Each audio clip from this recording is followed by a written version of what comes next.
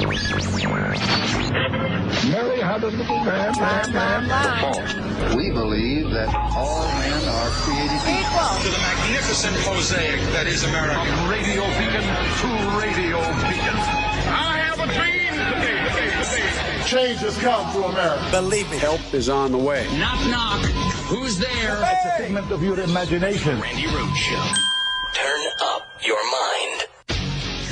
It's Friday. It's a frightening Friday, you bastards. Speaker Nancy Pelosi's husband has been attacked in his home, in their home. Dana Bash is back with us now to tell us what we know about this, Dana. Horrifying. What we know is a statement from Speaker Pelosi's office explains some of the details. Here's what it says. Early this morning, an assailant broke into the Pelosi residence in San Francisco and violently assaulted Mr. Pelosi. Oh my God. The assailant is in custody, and the motivation for the attack is under investigation. Mr. Pelosi was taken to the hospital where he is receiving excellent medical care and is expected to make a full recovery, which is great news. The speaker was not in San Francisco at the time, and they are saying that they are grateful to the medical professionals and asking for privacy at this time. I mean, absolutely horrifying, terrifying. We have been talking about experiencing sort of violence across the board, and whether or not, this is very clear, the motivation for the attack is under investigation. Whether or not it is politically motivated, we do not know yet. Regardless, if someone like Paul Pelosi, who clearly lives in a place where I would imagine they have a pretty darn good security system, can be the victim of such a crime, it's pretty eye-opening and, again, horrific. We are down the rabbit hole. We are literally off the tracks, over the cliff. This is so unbelievably, obviously dangerous. The amount of violence that is included with any mention of MAGA, maggots, and Trump is just astronomical through the roof. It is off the charts. This is crazy. Now, before anybody yells at me and says, you didn't say anything about Kavanaugh, let's say something about Kavanaugh. A mentally ill man he said he was going to kill, Kavanaugh, and actually turned himself in. He picked up the phone. He called himself in. He knew he was having a break with reality. He knew he was off the rails. He knew he was in trouble, and he self-reported. That's the Kavanaugh story. Steve Scalise, okay? That was a guy who went to a Republican baseball game and shot up the entire freaking place, okay? And that was horrendous. That was ugly. That was violent. That was wrong. That was bad. Okay, you good? Because Nancy Pelosi has received death threats for ever since the election, ever since, Donald Trump lost. There have been 9,600 threats to members of Congress since Donald Trump lost the election. Okay? Since Donald Trump lost the election. Gretchen Whitmer was threatened to be kidnapped, put on trial, and executed by people who Trump literally lit a fire under and got them all worked up over COVID, saying COVID was unreal. COVID was a hoax. COVID was a plot against him. It had to do with him, And people literally started to, agitate and marinate and ruminate in the possibility that Gretchen Whitmer was trying to enslave them or whatever the hell they were reading and hearing on Newsmax and OAN and Fox News and Right Side Broadcasting and Steve Bannon and the whole freaking social media cabal, okay? And Katie Hobbs, too. Katie Hobbs has had death threats at her home. Katie Hobbs' office was broken into yesterday. Voters are terrified. You have people in Arizona that are sitting in Maricopa County wearing tactical gear, armed, threatening, just intimidating voters just by looking at them, just by being there in lawn chairs, with their faces covered, masked faces with firearms. This is insanity. This is total bullcrap. And we know more now than we did this morning. And, kudos to the media, kudos to the legitimate media for not jumping to conclusions about who this person was. Now we know a whole lot more about what happened at 2:30 in the morning at the Pelosi residence. in San Francisco. This was the first clue we got. Okay, this is Jamie Gangel reporting early. John, it appears we may actually have the motive, or at least part of the motive. I've just been told by a source who was briefed on the attack that the assailant who attacked Paul Pelosi was actually in search for the Speaker of the House, Nancy Pelosi. That before the assault occurred, in other words, before he attacked Pelosi, the intruder confronted the Speaker's husband in their home and was shouting, quote, "Where is Nancy? Where is Nancy?" So, John, again, this is from a source who was briefed on the attack, who says before he physically assaulted the Speaker's husband, he was clearly looking for Pelosi herself. Quote, "Where is Nancy? Where is Nancy?" Okay, so we learned that a couple hours ago, and we got updated by a presser that was held by the San Francisco Police Department, who described what they encountered. Now, I'm sure the alarm, the intruder alarm, I'm sure, their Ring doorbell or whatever it is, the panic button, however they secure their house, actually notified police that there was an intruder. This is a person who came in through the back door. I've been made to understand, I don't know if it's, reliable, that there's sliding glass doors in the back of their house, and that's how the intruder came in. And this man came in and was asking, "Where's Nancy? Where's Nancy?" Paul Pelosi was 2:30 in the morning. I guess he thought he'd be asleep and would catch him by surprise. I have no idea. But a struggle ensued with a hammer. What I don't know is if the intruder brought a hammer, which is very personal. That's a very personal thing, to want to, bang on somebody's head, bash somebody's head open with a hammer, or if Paul Pelosi went to get a hammer to defend himself. But when the police arrived, they were struggling over the hammer. At approximately 2:27 this morning, San Francisco police officers were dispatched to the residence of Speaker Nancy Pelosi regarding an A-priority well-being check. When the officers arrived on scene, they encountered an adult male and Mr. Pelosi's husband, Paul. Our officers observed Mr. Pelosi and the suspect both holding a hammer. The suspect pulled the hammer away from Mr. Pelosi and violently assaulted him with it. Oh, God. Our officers immediately tackled the suspect, disarmed him, took him into custody, requested emergency backup, and rendered medical aid. The suspect has been identified as 42-year-old David DePepe. Mr. Pelosi and Mr. DePepe were transported to a local hospital for treatment. This is an active investigation currently being led by the San Francisco Police Department Special Investigations Division. We are working closely with our partners from the FBI, the U.S. Attorney's Office, the U.S. Capitol Police, and our district attorney here in San Francisco County, D.A. Brooke Jenkins, and her team. The motive for this attack is still being determined. Mr. DePepe will be booked at the San Francisco County Jail on the following charges: attempted homicide, assault with a deadly weapon, elder abuse, burglary, and several other additional felonies. Oh, my God. Dear God. All right. Few hours went by. As soon as we got the name, everybody started Googling this guy, David DePape. David DePape has lots of social media, and it's all deranged, every last bit of it. He is a follower. He reposts everything Mike Lindell posts about election denial and scams and machines flipping votes. He's a COVID, he believes COVID was a hoax. He's extremely anti-Semitic. He actually has a social media page called DA, Duh, Jews. Yeah. Says 9/11 was an inside job. He denies that the election was free and fair. He is supportive of January 6th, criminals. I mean, responsive to every single conspiracy theory laid in front of him.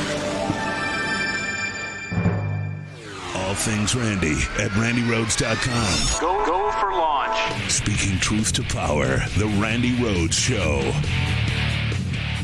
We're looking at just some of the disturbing social media posts that, the investigators are also going through, and you get a very, obviously, a picture of a disturbed person, somebody who has been posting things on Facebook, including links to the MyPillow CEO, Mike Lindell's false claims about election fraud in the 2020 election. There's some transphobic images. We've also seen stuff on there about COVID vaccines and about the Derek Chauvin trial. This is the police officer in Minnesota who was convicted of killing George Floyd. Oh my God. There's also some references on his social media postings about the January 6th committee. He calls it the Democrat Farce Commission, or the committee. Again, this is part of the reason why the FBI is assisting in this investigation, and it really gives you a sense that, in addition to some of the stuff we've heard from Jamie Gangel's sources, that he was looking for the Speaker of the House. It gives you a sense that this was at least partially a politically motivated attack. I honestly, when I heard that this guy broke in at 2:30 in the morning, I really didn't think he was looking for her pins or her pearls, but everybody reserved judgment until we actually had a name. And as soon as we had a name, we started Googling the crap out of this guy. And he's an anti-Semitic guy who has fallen for every single solitary conspiracy theory that has ever been propounded and put forward and tweeted and Facebooked and lied about on Gab and Bannon's show, and all of these criminals who still have huge microphones that tell people a load of garbage, disinformation, misinformation on purpose in order to agitate, in order to aggravate, in order to make them want to hurt somebody, because they think that they are defending this country from Nancy Pelosi. They think that they're defending this country from from Jews. Let's just say what they think. They think that this country it needs protection from parades. They think that this country needs protection from, you name it, China, COVID. Are we just going to sit here and not acknowledge that something is so wrong with the way that the media is running? Something is so wrong with the way that social media is. Something is so wrong with people in this country. Something is so wrong with, people's ability to grasp logic and reason. Something is so wrong when people want to believe every horrific, horrible thing about this country, about America. They just want to believe the absolute worst simply because they lost an election. It blows my mind because, in 2000, I was in West Palm Beach. That's where I voted. I voted in Palm Beach County. It was, a horrific looking ballot. I'll never forget it. They called it the butterfly ballot. It was confusing and bizarre. And if you had to, stab with a stylus a hole in the ballot that went down the spine of the ballot. And on either side of the spine were names of candidates. And it looked like if you wanted to vote for Al Gore, you poked the third hole. But truly, if you wanted Al Gore, you had to poke the second hole. But the second hole did not align with Al Gore's name. The second hole aligned the third hole aligned with Pat Buchanan's. The whole thing, and I remember getting back, I was just local then. This is 20 years ago. And I remember sitting in my chair at 3:00 saying, you know what? I think I just voted for Pat Buchanan. And the phone lit up like a Christmas tree, and everybody said, I do too. I think I did too. I was so confused. What was with that ballot? I couldn't figure out which hole I was supposed to poke if I wanted Al Gore. And I think instead I poked the hole that said I voted for Pat Buchanan. Even Pat Buchanan said there is no way I got that many votes in any county, let alone Palm Beach County, which is completely divided. Okay, it's equally Republican and Democrat. And everybody's voting for this, rogue candidate, this Pat Buchanan thing. So it was obvious that something had gone horribly wrong in the design of the ballot. At the end of 36 contested days, 36 damn days, everybody waited for the results of that election. We were told by the United States Supreme Court, please stop counting.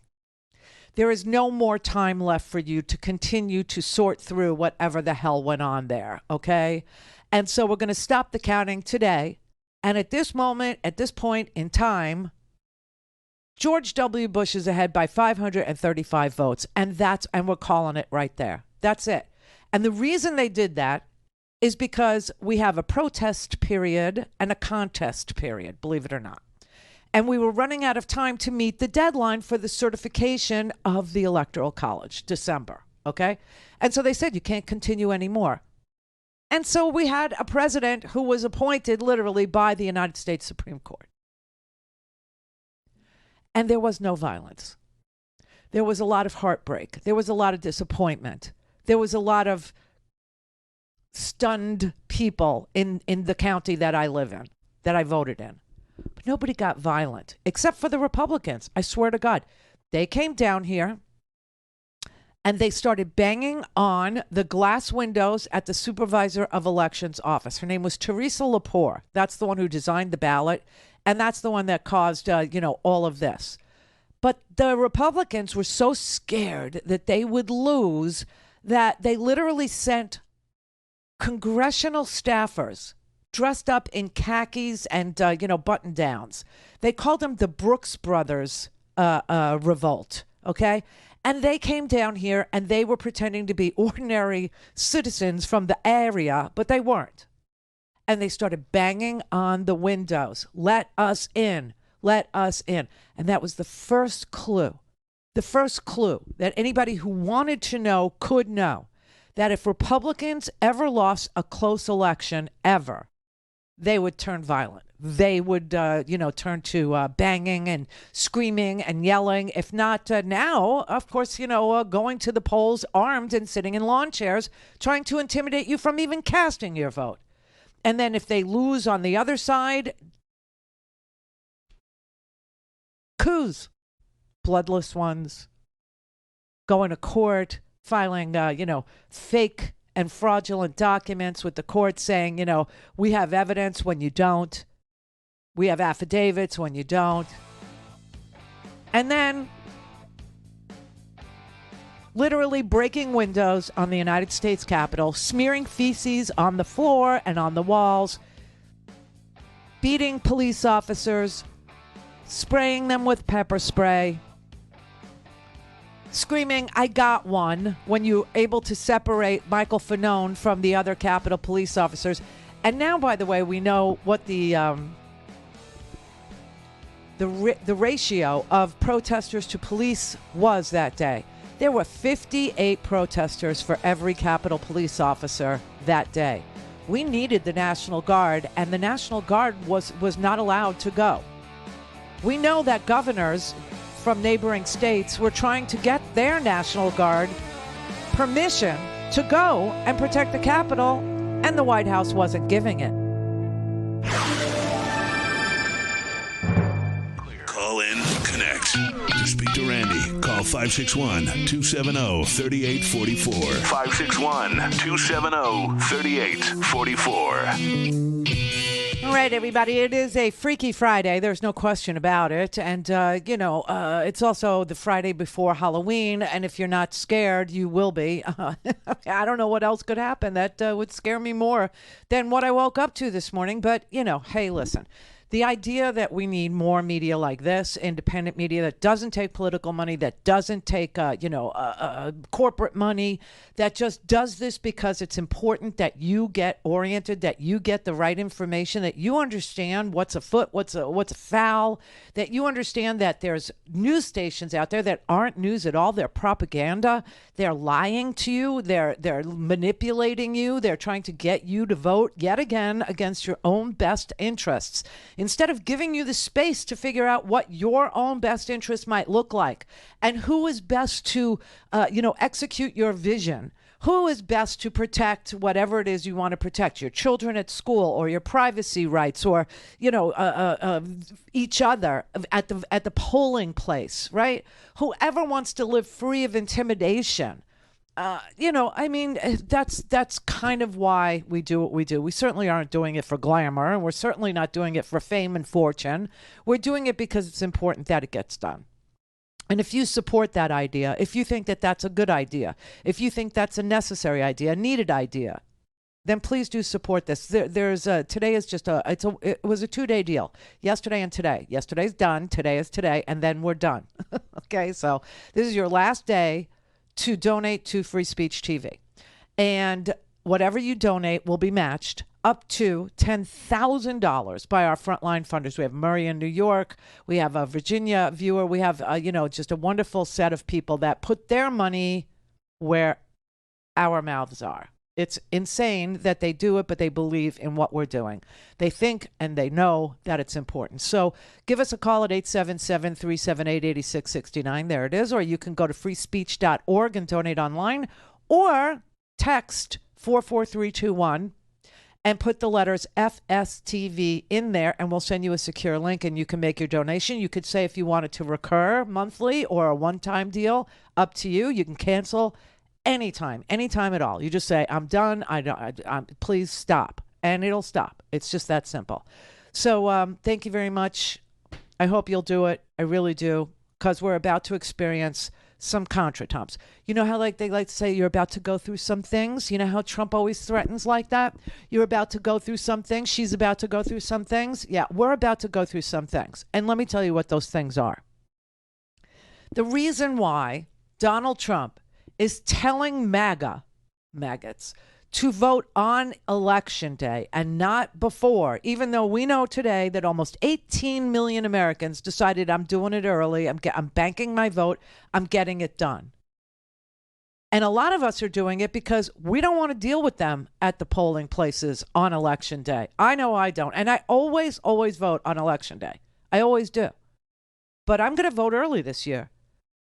I'm going to vote early because I don't want to deal with them. I don't want to be challenged by them for their lunatic, fringy ideas. I don't want them to be able to say, she's not speaking clearly when she says her name. I mean, it's a bizarre thing that's going on at polling places on Election Day. Now, why is he telling his, sycophants to vote on Election Day? Simple, because what will get reported out first are Election Day machine counted results. And if Trump has all of his people voting on Election Day, and he's not even on the ballot, okay? But if he can get his puppets into Congress, okay, he'll be happy. He'll be happy. He needs to get the Herschel Walkers into the Congress. He needs to get the Gosars back to Congress. He needs to get the lunatic, fringy Ron Johnson back to Congress. He needs to have Large Marge be in charge of the House Oversight Committee. I swear to God. So he's telling them all to vote on Election Day because those will be the first totals that we see, the Election Day totals. And if the masses of maggots vote on Election Day, it's going to look kind of Republican election night. But remember, there's already 18 million banked votes that won't be counted until after the election night. And he's going to tell all of these freaks, he's going to tell all these people that are agitating, all these people that are looking for an excuse, all these, armed people, that they did it again. They stole it again. And everything flipped in the middle of the night. They did it again. And he's going to release the hounds, basically, and tell them to do it again. The insurrection isn't over. It's not over. These Proud Boy freaks, they're out there, okay? We just saw, I guess they invited, one of the ex-Proud Boys, what's his name, McKinnon, or, they invited him to Penn State. And the Proud Boy lunatics showed up and started pepper spraying people there. Same thing happened at UC Davis the other night. The Proud Boys were, out there pepper spraying people that were protesting.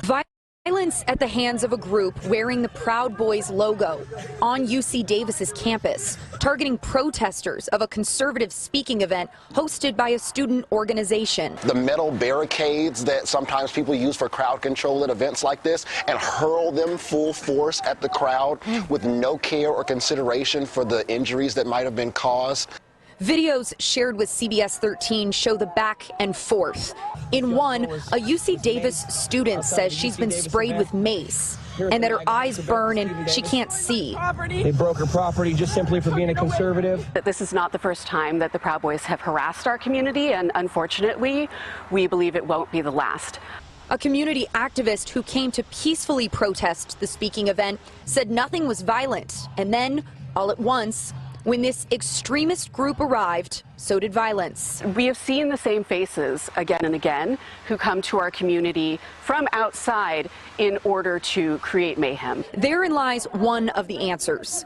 These instigators don't live in this community. The director of the Center for the Study of Hate and Extremism told me he studies events just like this and groups like the Proud Boys. They particularly enjoy showing up in places where they can own the libs. So blue places like college campuses or even in cities. While the group has grown recently due to publicity, they work in chapters and come together across regions. Violence, UC Davis said, quote, calls for harms to others or acts of violence are not protected by the First Amendment to the U.S. Constitution. But the bottom line is, wherever there's an opportunity for them to violently promote their fascistic message, they will show up. Yes, these people want to see fascism. I have no idea why they want to see fascism. I don't think, they might have it in their demented little brains that they'll benefit somehow, but it never works out that way. It never does. Anybody that's out there thinking fascism, yes, I'm for it, I want it, I'm a nationalist, I'm a white nationalist, I'm a white Christian, it never works out, okay? There is no system better than we the people. There just isn't. And it will not work out for you. It never does, it never has, it never will. This violence, this political violence in this country is such a dead end. For everyone. It has to stop. This is the Randi Rhodes Show. To speak with Randi, dial 561-270-3844. That's 561-270-3844. Billionaire Elon Musk, the richest man in the world, has taken control of Twitter, according to CNBC, which is citing unnamed sources. The deal puts him at the helm of one of the leading global social media platforms. The Tesla CEO and founder of SpaceX completing the reported $44 billion deal on the eve of a court-appointed deadline to finish his on-again, off-again bid to purchase the company. One of his first moves, CNBC reports, ousting top executives, including CEO Parag Agrawal, then tweeting late Thursday, "The bird is freed," with apparent reference to the Twitter logo and to the completion of the deal, changing his own Twitter handle to Chief Twit. In a hint that a deal was imminent, Musk posting this video of himself Wednesday walking into Twitter's San Francisco office carrying a porcelain sink as he entered the glass doors. Tweeting, "Entering Twitter headquarters. Let that sink in." The Silicon Valley titan trying to placate Twitter advertisers, saying he's buying the platform to help humanity and doesn't want it to become a free-for-all hellscape where anything can be said with no consequences. This comes after a long back-and-forth battle. Back in April, Musk agreed to buy Twitter for that whopping $44 billion. Well, I think it's very important for there to be an inclusive arena for free speech. Then began backpedaling out of the deal, alleging that the company failed to adequately disclose the number of spam and fake accounts on the service. Now final, this Twitter takeover, leaving many to speculate whether Musk could remove lifetime bans, including bringing back former President Trump, who was permanently banned from the site after the January 6th attack on the Capitol. Though Trump has said in the past that he would probably not return if his account was reinstated. Who knows what that man will do? I mean, this is unbelievable. So Twitter is now owned by Elon Musk. All right. So Twitter is owned by Elon Musk, who tweeted the day after January 6th that you should use Signal, right? That you should use an encrypted app so you could talk to each other, Proud Boys, right? Gab is run by Andrew Torba, who I've played clips of, who is one of the biggest anti-Semites that has ever come down the pike, and he owns a social media network. Truth Social, a social media network, is owned by Donald Trump. Getter, which is, used by right-wing lunatic fringe, is owned by Jason Miller, who's also a self-hating anti-Semite because he's Jewish. He is the most self-loathing Jew I have ever seen come down the pike. Parler, Kanye, who says he's fascinated with Hitler, wanted to call one of his albums Hitler and had to be talked out of it, according to people close to Kanye. He now wants to buy Parler, and Mark Zuckerberg owns Facebook, which is now Meta, and, is bleeding, hemorrhaging money. So basically every single social media organization is owned by some right-wing person. That's really stunning to me. Fox News is run by Rupert Murdoch, OAN, Newsmax. They're all right-wing outlets. They're all outlets that will spread conspiracy theories, agitate people to violence, tell them, any false thing that they think will sell with that crowd. I mean, it is really unbelievable. But the key that unlocks all of the miscreants is that the party known as the GOP, the Republican Party, the grand old party, stays completely silent as all of this goes on. They've never once said there is no truth to the election denial. They've never once said Mike Lindell is full of crap. They never once said COVID is real, it's killing people, and Florida, you've lost 82,000, smarten up. They have never said that anti-Semitism needs to stop. They've never denounced, except on January 6th, the day that they felt threatened, they said, Donald Trump is responsible. Donald Trump bears some responsibility. And then all of a sudden, Mitch McConnell went completely silent, and, Kevin McCarthy changed his tune, changed his entire tune. And now he's all about Trump. So this is not a democracy at this moment. That's the bad news. It's not. The good news is we have an election that is going on right now. Right now. Most of you can vote early. Almost everyone that is listening can vote early. Everybody knows that they can vote. And if not, they can vote on a week from Tuesday. Okay? And that's the good news. The bad news is we are not on a trajectory to remain or be a democracy today. Today, we're not. Today, we have too much media being controlled by too much lying, too much disinformation, too much propaganda. And people are disoriented in this country. And they take the path of least resistance, which is anger, aggression, resentment, hatred. It's much easier to hate than it is to love, and everybody knows that because, if you really truly love your country, you might be asked to serve it. If you hate your country, no one's going to ask you to do jack crap. Brother David. Sister, from what you just said to the nth power, it is frazzled, feces-throwing, falsifying Fascist Friday. And here we are. Well, I need to yell at you now. Okay. You scared us. I had to go in and cover. I got a last-minute call to cover in a colleague's shift because she has COVID-related pneumonia. All well and good. Very good Samaritan of you. Laudable. All of it. Send me a little email. Send me, just something. Because let me tell you something. People called all week. Had I heard from you? Are you okay? Where was he? I don't see him in the chat room. What's going on? You surely must know where he is and what's going on. You guys have been talking to each other for 20 years. And it dawns on me that you don't communicate with me except on Fridays in this manner. And because when you it's what keeps it pure. I know, but if you're going to... I will. Yes. I will. David, you're a celebrity officially. And as far as excuses go, that's a good one, Randy. Wasn't that the best? Yeah, because of course it would be a high-minded, Well... Here's the thing, and duly noted. Hi, chat room. Sorry about that, but I've been covering for sick people all week. And please go to freespeech.org. It's matching Freaky pre-Halloween Friday. It is. This has been a fraught week for me, starting with the fact that Leslie Jordan was a dear friend of mine. Oh, he was my sorry. first ever professional interview. Oh. Remember during your Scare America days when I called you one day and said that Reverend Fred Phelps and the Westboro Baptist people were protesting in the height of West LA's Jewish community with God Hates Jews? Yes, God hates the F word, yes.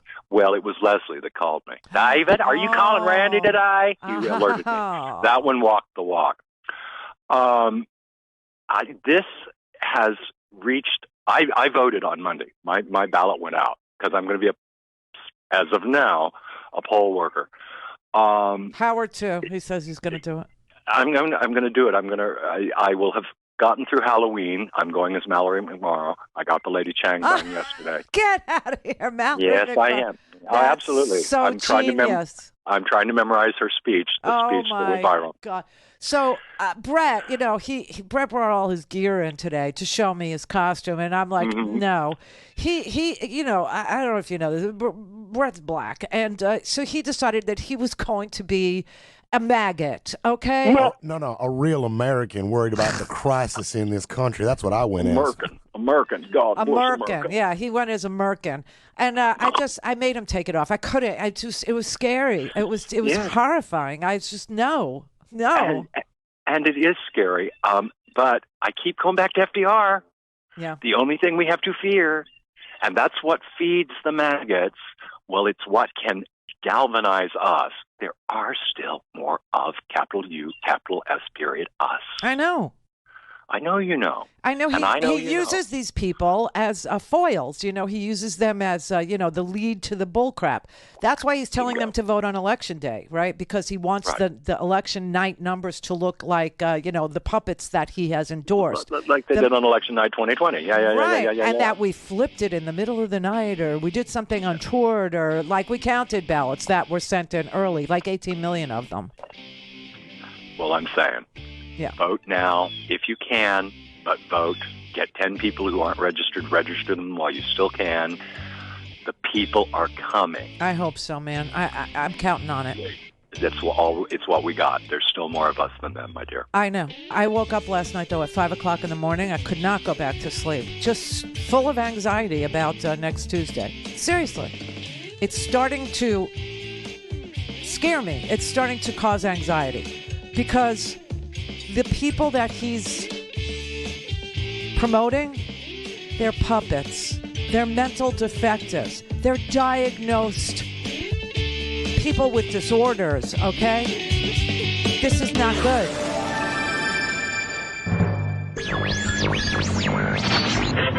Mary had a little man. We believe that all men are created equal to the magnificent mosaic that is America. From radio beacon to radio beacon. I have a dream today. Change has come to America. Believe me. Help is on the way. Knock, knock. Who's there? It's a figment of your imagination. Randi Rhodes Show. Turn up your mind. Hey, y'all, let's talk about inflation. I feel like most of us Americans look at inflation the way a dog looks at fireworks, like no idea how or why that's happening, but it sure is scary and confusing, and we wish it would stop. So much so that apparently a bunch of us are going to vote Republican over it, something I don't understand. It's hard for me to imagine somebody in Georgia saying with a straight face, I just feel like I ain't got no choice but to vote for the brain-damaged, abusive, Christo-fascist running back. I mean, have you seen the price of eggs? It's wild to me, but people blame the Democrats for it because they're in power. But my question is, what are the Republicans going to do to fix inflation? Like, what is their plan? I feel like if they were being honest, they would say, yeah, we don't really do the whole plan thing. We're more into rage-fueled obfuscation, stuff like that. Like they don't plan much. They mostly just froth and agitate. But if you look very hard, you can find their proposed approach to inflation. It's three-pronged. They would repeal Biden's minimum tax on corporations, extend the Trump tax cuts for the wealthy, and curb federal spending, particularly on safety net programs. All right. One by one, all right, repeal the minimum tax on corporations. Did y'all know that while inflation is rising, corporate profits are soaring to record heights? So you might think, okay, well, maybe those corporations can use some of those record profits to offset the rising cost to consumers, to which the corporations would surely respond with a chorus of cartoonishly evil laughter and puff of cigar smoke. right? Like they could be helping right now and they're not. What is giving them a break gonna do? All right, related, tax cuts for the wealthy, they're the people least impacted by this problem. Is the GOP really looking at the fact that the cost of everyday goods is out of control and their solution is to give more money to the people who couldn't tell you the price of a gallon of milk if their life depended on it? Really? They want to help the people least impacted and hurt the people most impacted. They want to curb spending on safety net programs. I picture them in some GOP think tank somewhere like, you guys know how the poor and seniors are complaining they can only afford one meal a day because of inflation? Well, I was thinking, what if we just let them all die? Right? Like, who's complaining then? Problem solved. Right? It's simple stuff, guys. Like, how's this any of this going to help? It makes me wonder what their proposed solutions would be to other problems if they took power. Like, based on this, I feel like if you asked them, what are y'all going to do about the opioid epidemic? They'd go, oh, glad you asked. Yeah, first we're going to deregulate Big Pharma. We're going to send a load of cocaine to the cartels, and we're going to close all the rehab clinics in this country, huh? How about that? That's too stupid not to work. Am I right? Oh, also, I almost forgot. It's illegal to be gay again. Happy holidays. Hope you don't get shot. Right? You know what I mean? Like, I know we're all tired of dealing with inflation, but if the Republicans win, we're just going to be dealing with inflation and an authoritarian hellscape. So I'm begging you, don't fall for it. Love y'all. Trey Crowder, everybody. Trey Crowder. I love his surgical application of froth. The Republicans are always frothing angry or frothing over this and that. He's amazing. I love that word too. That was one of the frothing and agitating. I actually wrote that down to describe that clip for myself, right? Like when I make my little list of what's in the clip, I wrote frothing and agitating. That's what it is. But yeah, he's so right. That's why it's funny. That's why it's hysterical. That's why it's a laugh. That's why it's a laugh fest, because they won't tell you what they're for, because if they did, then they would tell you they are for all of us dying or killing each other. That is what they're for. Thinning out the herd, everybody. You know, eugenics and all that.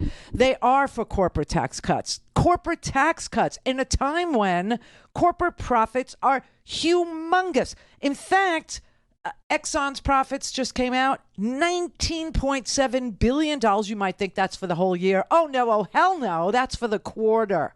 That's for the quarter, which is 3 times the amount of profit they made at this time last year. That's called a windfall. See, that's how you chart and graph whether or not it's legitimate profit or it's a windfall that was made through gouging. You look at same time last year. You look at the profits, and if it's double, if it's triple, it's called a windfall, and you tax that so that there's no incentive to do that to us. This is one of the most, this commodity, this oil and gas thing, as you can see now, as the world unravels, is a national security commodity. It is something of the greatest importance, especially in winter. And they're gouging you. So Exxon's profit was $19.7 billion, which is 3 times what the quarter was last year at this time.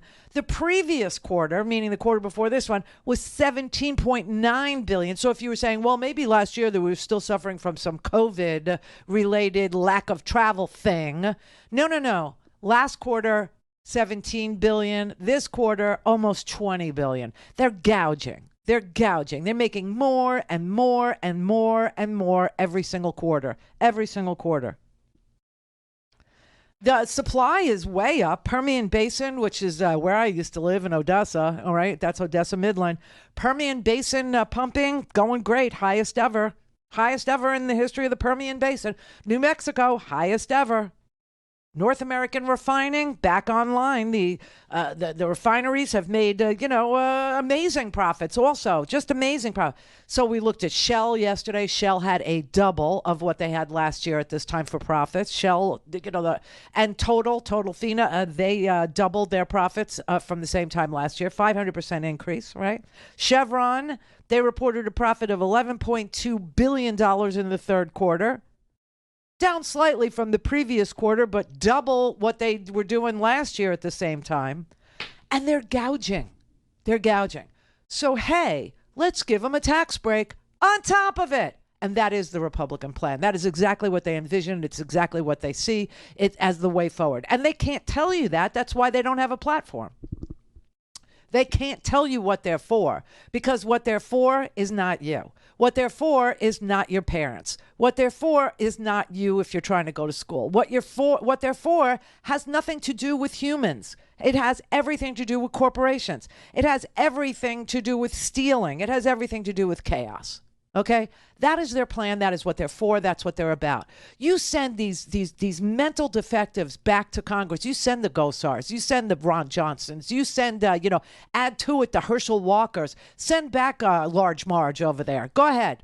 Send her back.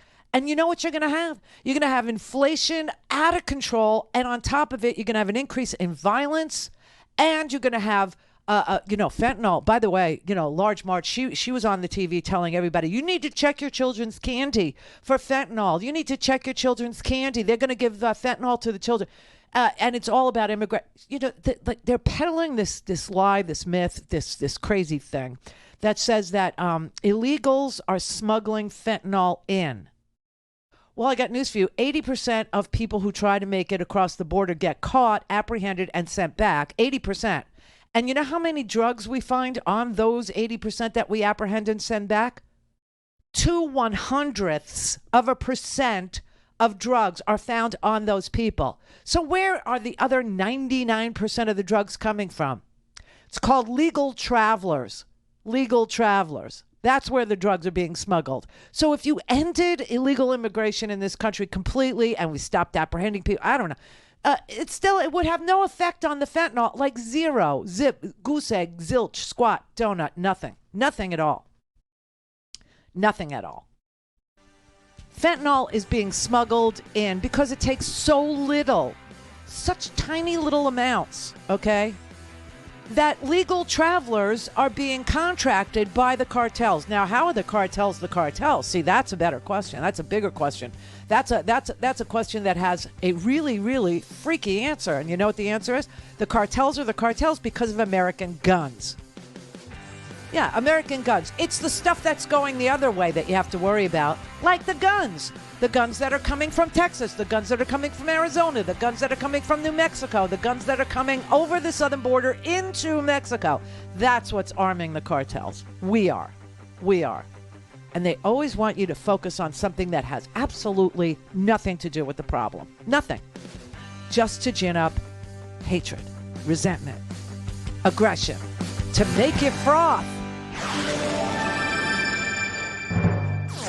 All things Randi at RandiRhodes.com. Go for launch.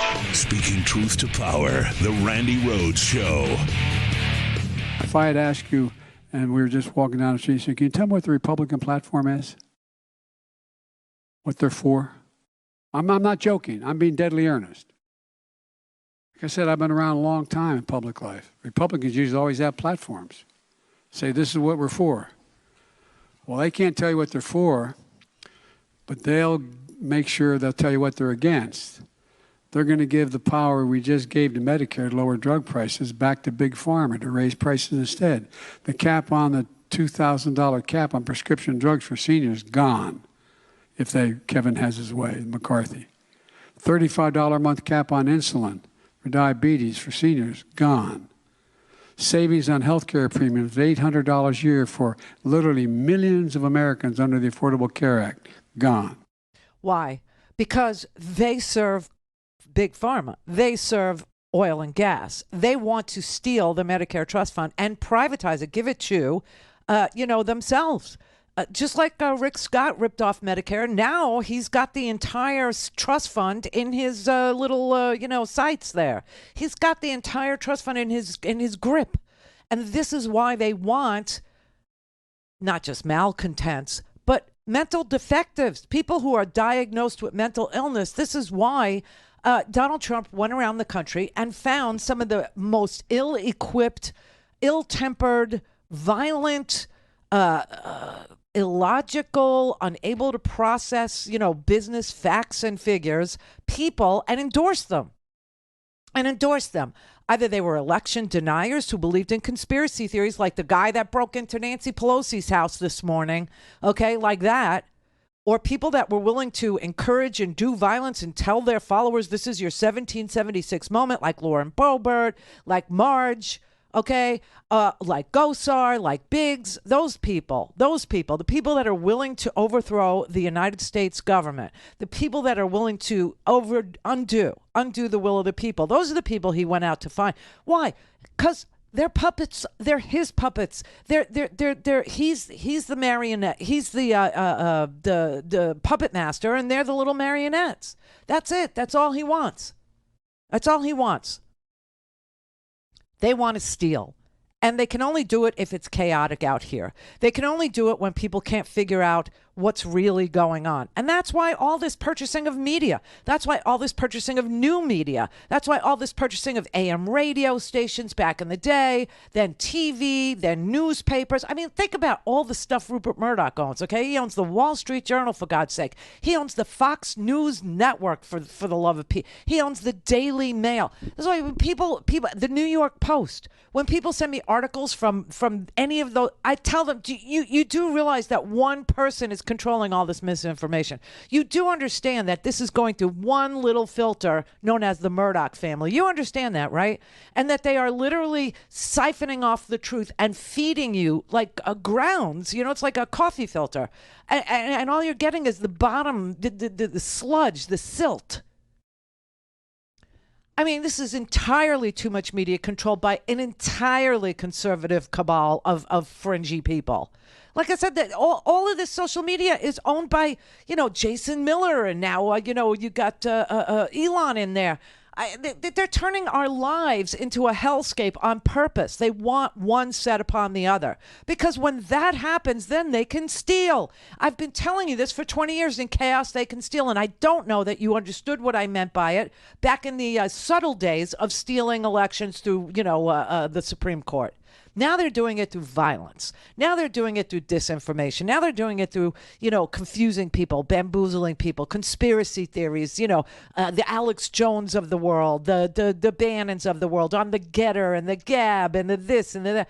I mean, it's just such pure, unadulterated hatred for one another. That's it. That's all they have to peddle. It's what they sell. And why? So they can steal. There's still a lot of money that goes to people that they would like to see go to them. Honestly. So they tell you, hey, if the border were secure, we wouldn't have fentanyl deaths. That's a lie, okay? That is an act. First of all, when people who were non-medical users were relying on prescription painkillers, okay, and they were relying on stolen or diverted or pill mill doctors, and they couldn't get that anymore, okay? They couldn't. They just switched because they were addicted, and they switched to something more dangerous known as heroin. Meanwhile, genuine pain patients suffered immensely. And so did the heroin users, because making cheaper badass heroin required something known as fentanyl. Almost everyone who dies of a fentanyl overdose in this country is a United States citizen. And yet people are telling you that it's a border thing. It's not a border thing. It's an addiction thing. It's a prohibition thing. And the more you prohibit, the more you get a black market. The more you prohibit, the cure for fentanyl overdoses is very simple. Can you figure it out? You want me to tell it to you? Test strips. That's how simple it is. You give everybody test strips that needs to use illicit drugs.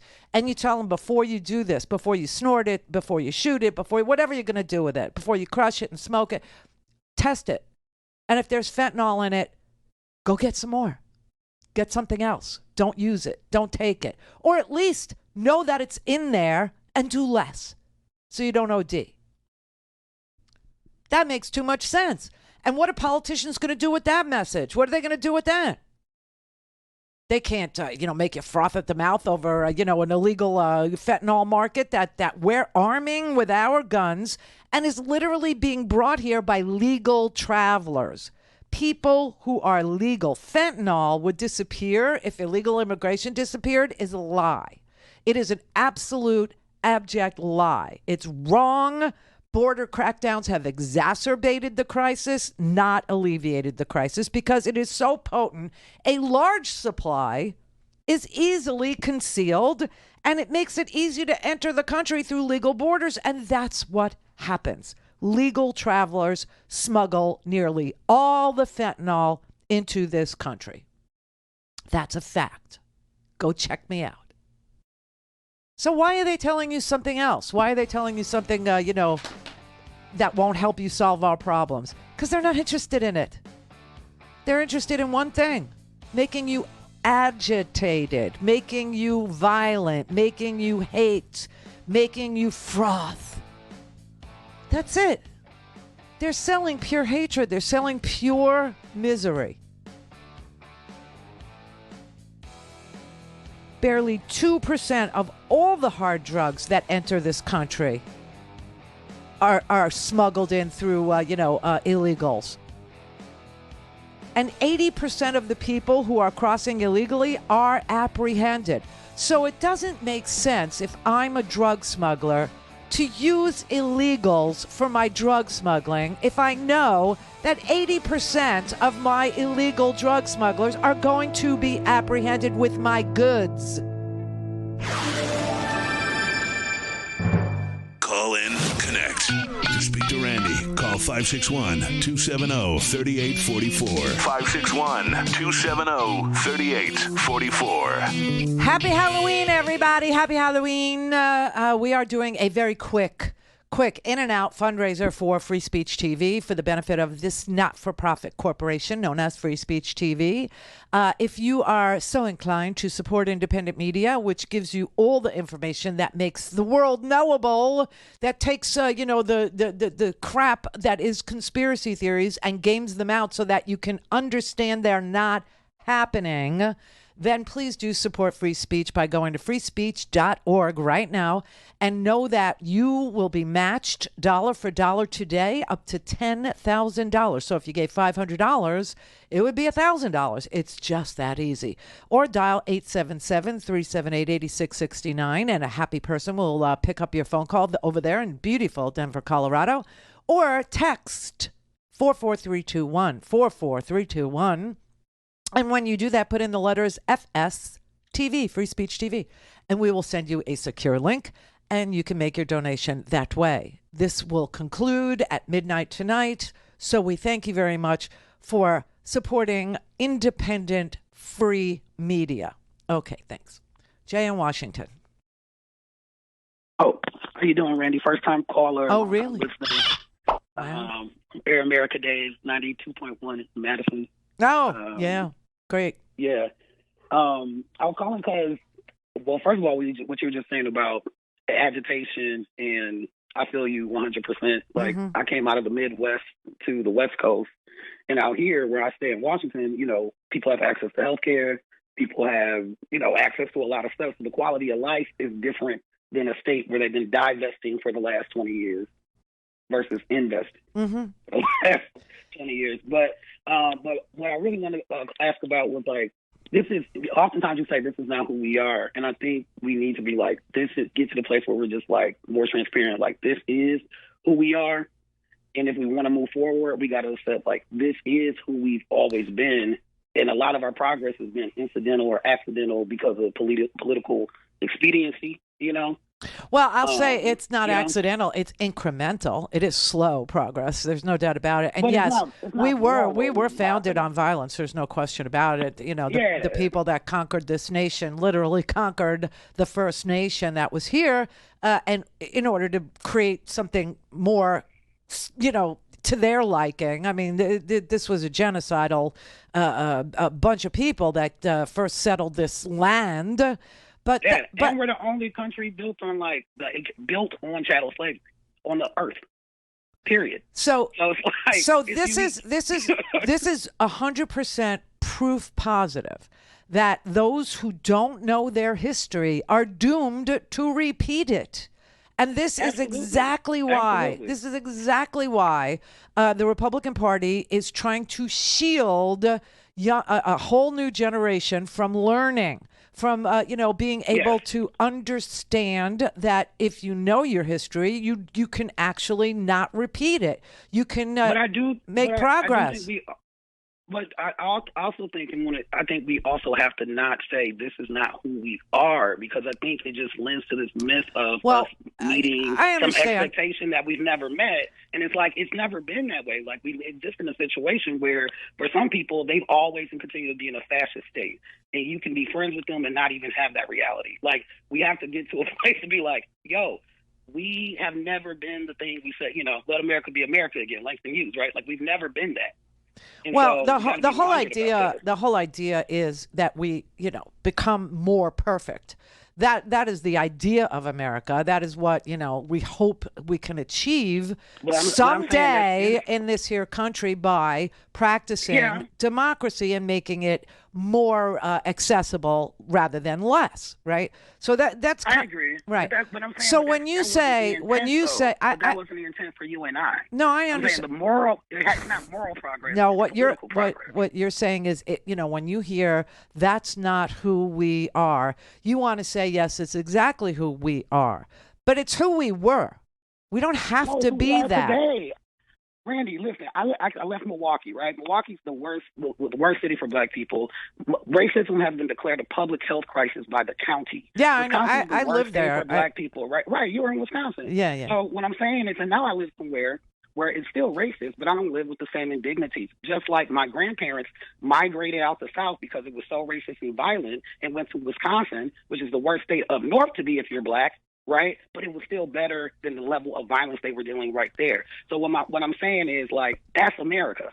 You get what I'm saying? So it's like, because America is unequal. Because America literally today, though. I mean, when you look at where highways were built and how they divided, very successful and rich black cities, then you understand that it's repeating history. It's literally repeating history. Right. That's what I'm saying. So it's like, we're on the same page. I'm just saying, like, it can be misleading for some, and I think that's easy to exploit, because then we get caught up in that in a moment where they know how fragile America is, white folks here are around race. And that's why it was easy to exploit and have all this uproar, because our emotional intelligence, particularly white folks, emotional intelligence around racism, right, is low, because that's a part of how they keep the control and steal.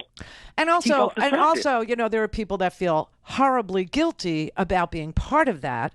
And so you have that to overcome too.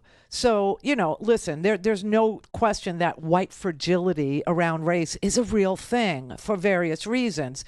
But most of it is because Putin knew that. Well, everybody knows that. Everybody that wants to know that can know that. The problem is that the Republican Party doesn't want people to talk about it. That's why whenever we talk about, but the Democrats don't either. That's not true. Whenever you hear Democrats, try to talk about race, the first thing they'll say is, first thing we have to do is have the conversation. That's the hardest part, is to even start the conversation, because the other side is telling you there's nothing to converse about. There's nothing to discuss. But when we look at the politics, we look at Wisconsin and some of these states, right? Nobody wants to say, I support black people. Nobody wants to say, I support poor people. Like, that's a real thing. You know what I'm saying? And but so I disagree with that. Side, and they don't even listen to the folks. They should listen more to the folks who are saying, this is how you can have a better ground game, instead of listening. You know what I'm saying? They're not listening to the black people they even have working for them. Well, so now you're talking about the party and all their foibles and flaws. That's what I meant. Well, the party is definitely flawed in its messaging. Yeah, there's no question the party has never been good salesmen. Never. They've never been able to. Right, and that the Republicans are much better snake oil salesmen. They can peddle just anything. They can peddle any conspiracy theory that you want peddled. You go find a Republican and he'll sell it. He'll sell it. Yeah, but the party needs some more Jane Elliott trainings too, so we can get, because the shit is on the line. You know what I mean? Like, we got to get it together. You know, everybody gets out and vote. You know? I hear you. I mean, I feel you. I do. You're not wrong, except to say that we don't have to be that. Like when you say, this is who we are. No, we don't have to be that. We can say that's who we were. We don't have to keep repeating history. We just don't.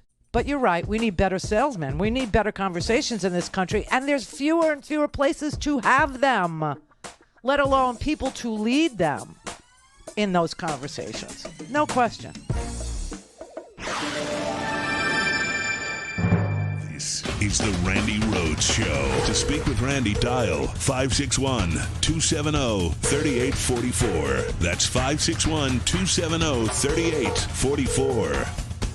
One of the things we always remind everybody is that by January, I would be much, much better, but Oz will still be a fraud.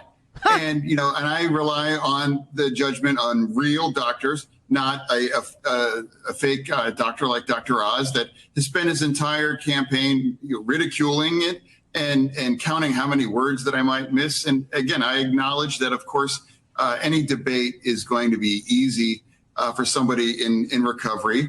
And we wanted to be and thought it was important to be there, and we showed up. And getting knocked down, I always got back up. And to me, that's really at the essence of our campaign. That's the essence of being a human being, a successful one, a decent one, a good one, somebody that's worthwhile, is to get knocked down, sure, but get back up. Get back up. And I want you to know that the Republican Party only cares about knocking you down. That's the only interest they have, is knocking you down. And when you get back up after they knock you down, they ridicule you. They ridicule you. They judge you. They diminish you. They sideline you. That's who they are. It's what they do. Robert in Naples. Hey, Randy. I love you. Thank you. Anyway, yeah, and Howard, he's a good guy. Yeah, he's a great guy. And I owe him $20 though. One day I'll get it to him. Oh, you do? What do you owe him money for? I bet him that Mueller would be fired, and he said no, he's not going to fire him. Oh, right. Anyways, if you guys ever come over, I'll buy you guys dinner. How's that? Done. Anyways, all right, good. We'll figure out a time and date, and we'll do it. I call about this Emmett Oz guy. He's got dual citizenship, I believe. Yeah. With Turkey. He does. Okay. I don't want somebody in Congress. I don't care if they're Italian or Israeli or whatever. It doesn't matter to me. You're an American. That's it. That basta. Nothing else. You can't be half Canadian and American, because where's your loyalty? I'm serious. I'm going to prove it. Here. He has no problems crapping all over Joe Biden and inflation, right? Erdogan's inflation is 83% in Turkey. Do you think he said word one about Erdogan and inflation? You're right. No, he won't. You know why? Because he won't exist if he did. No, it's true. And whatever happened to that, there was some Turkish guy that lived in Pennsylvania. Remember that Michael Flynn wanted to grab him and send him back to Turkey? Whatever happened with that guy? Anybody know? I don't know. Homework for everybody. Yeah, it's a blast from the past. Hey, Randy, one last thing. Yeah. When you came back from Costa Rica about 6-7 years ago, and the show started kicking up again, and I think I was the first caller after Hillary conceded to Donald, and everyone was just shocked, right? Yeah. And I said it to you, and I said it tongue-in-cheek, but now I was more poetic, and you agreed. You said, I said, we're at war, and we don't even know it yet. We don't know we didn't, but now we know who the bad characters are. Yeah, we do. We do. They have shown you who they are, and I ask everybody to believe them. Believe them, because they are showing you exactly who they are, and they are bad. They're bad for democracy. They're bad for this country. They're bad for ordinary Americans. They're bad for real Americans. They're bad for, hangers-on. They're bad. And anybody that follows them and thinks something good is going to happen for them, to them, with them, because, the fascists in government, the corporate, autocrats in government are someday going to pay their respects to you for making it all. Give me a break. I mean, you got these guys like Stuart Rhodes, who is going to put, he's literally facing 20 years in a federal prison, and he'll probably go there for a good long ass time. Donald Trump's not going to lift a finger for him. He's not going to do a jack thing for that man. That man is going to rot in a federal pen, period, end of story. And the guy that just got 7 years for attacking Michael Fanone, that horrible person that literally said, I got one. Hey, Clem, I got me one, right? That guy just got 7 years, okay? And then another guy, an ex-New York police officer, he got 10 years. And another one last week or the week before that, he got 7.5 years. I mean, these people are getting real time, real serious time, and you don't hear a peep, not a word, right? Just Donald Trump saying, oh, they're treating them like, political prisoners. Yeah, that's talk. That's what that is. That's talk. He could have pardoned every single person. He could have pardoned anybody before he left. Who did he pardon? Roger Stone and Steve Bannon. That's who he pardoned. You know why? Because they're connected. You're not. Bob in Nevada. Yes, Randy. Mm-hmm. I do not believe that the Democrats realize that this is a war. The election we're having right now is so suppressed and attacked right here in Nevada and California. But I think if they do win the election, I think the Republicans are going to just suppress everything and create process. And with the judge system, I don't think this will ever end. And I think so there's no question. They've already filed, just so you know, so everybody can get their brains wrapped around what's about to happen to us. They already filed 100 lawsuits, okay? 100 lawsuits. In Nevada, is it Nevada or is it Arizona? I think it's Nevada. I'm not sure. Where nine? It's Nevada.